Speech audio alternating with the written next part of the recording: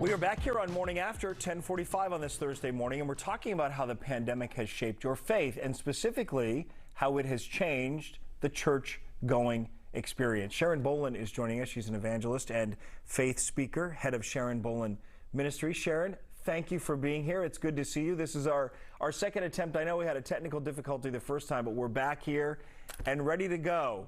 Amen, we say to that. Let me ask you, Sharon, how has, for you right now, this Omicron surge shaped your decisions for in-person service? Where do things stand right now? Well, it's good to be with you this morning.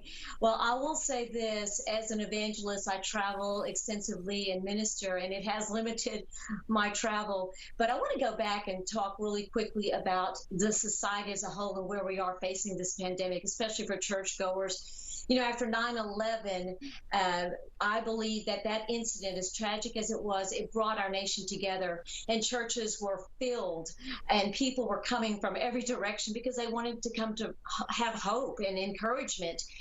Today, 2 decades later, we're facing an enemy, but this enemy is unseen. And because it's unseen, it has brought so much fear, and it is really hindering people from coming to church because they can't see it. And I think that we have to come back to what church is all about. It's about a place of faith.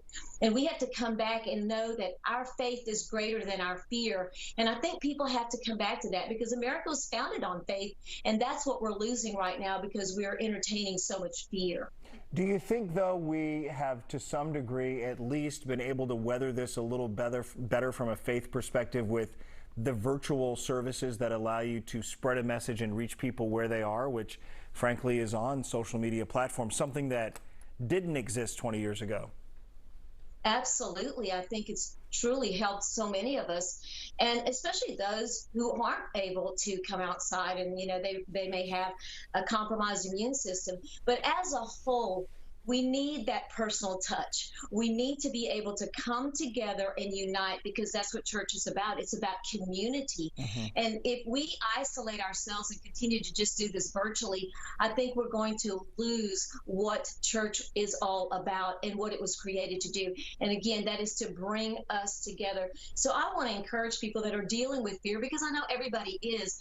When we're dealing with a circumstance of fear, we can't see it, but we also believe in a God we can't see. We just have to have more faith in the God we cannot see than the fear that we cannot see. And if we will do that, I think that will help encourage so many people to get outside their homes and come back and make an in-person appearance in church services. I want to wrap here by asking you about a study that we spoke of here on the show a couple weeks ago, a Pew Research Center survey finding 29% of adults in the U.S. said they had no religious affiliation.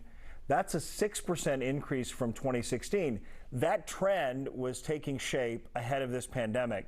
So I guess the question here is, how do you reconcile that as a person of faith, as somebody who is the founder of a church that wants people to understand the importance of faith in our culture, and you're seeing some people shifting away from it? You would say what to that trend? How do you come to terms with that? Well, I believe it's because of the culture that we're living. We've taken God out of schools, we've taken God out of government, and this new generation really doesn't think they need God. And what I think we can do as the church is to reach them where they are. Think about it. We're living on social media. Well, we need to come to this realization that we need to target what are the needs of this up and coming generation. They need an identity and they need a purpose. And if we can show them what their identity and their purpose is, I believe we can get them back into church. Well, and I know a lot of people who do great work through their church communities, and those communities have been disassembled because of the pandemic, and they're hearing the message, but they're not necessarily fellowshipping in person, and we hope that that changes.